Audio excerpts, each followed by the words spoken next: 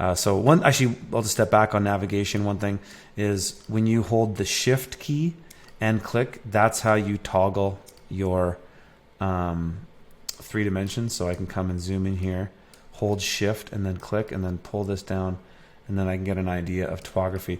Actually, let me just zoom back. I'm kind of jumping around here, but that's okay. I'll just jump back here.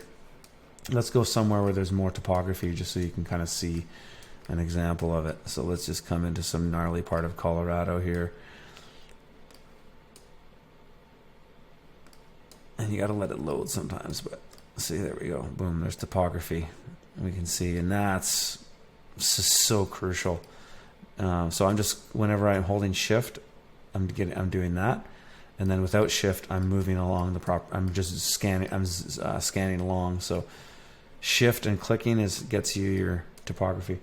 So back on using the ruler, and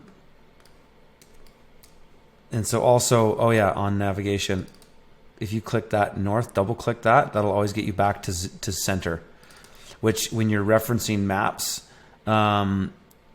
maps are always displayed as north as center. So whenever you're looking at maps on real estate listings, if there's any lines drawn on there to show rarely it's not north, but it's usually always north. And that way, if you want to compare geography to find out where something is, then you're going to always want to double click on that so you get to 0. That's holding shift again. And so, on the ruler, so if I was looking at something smaller, like say I was doing a consult for somebody down here, and I'm looking at a real estate investment, and I want to get an idea of how much square footage of non-building space that I have, I'll come in and I'll use square feet, and then I'll just come in here and do some quick measurements. And I have found this Google Earth thing to be deadly accurate. And just from my own experience of measuring things on the ground, on actual doing site work, it is to the square foot, bang on accurate. So it's an incredible tool. And so we're going to use that a lot. And then a circle you would use if you wanted to say, okay, where's my zone 1? Whoops. Go to circle.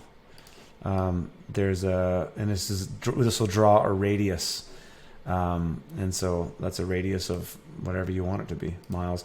When we're looking at properties, the first layer of geography we'll observe is not the first, but a larger layer of geography we'll observe is a 60 mile or 100 kilometer radius. So we'll start every property looking at that 60 mile radius and analyzing our socioeconomic data is all going to be pulled from there.